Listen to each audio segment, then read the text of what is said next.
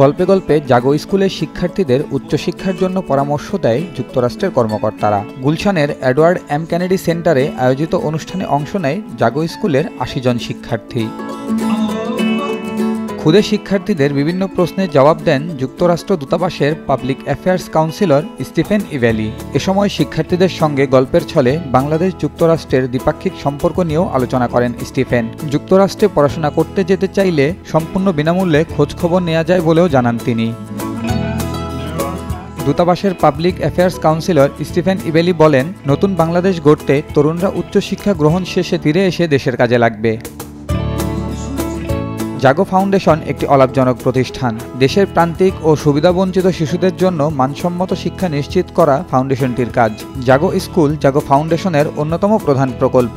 জাগো foundation school বাংলাদেশের ১১টি শাখায় বিনামূল্যে মানসম্মত শিক্ষা প্রদান করে, যা এখন পর্যন্ত ৪৫০০-র বেশি সুবিধাবঞ্চিত শিশুকে অন্তর্ভুক্ত করেছে।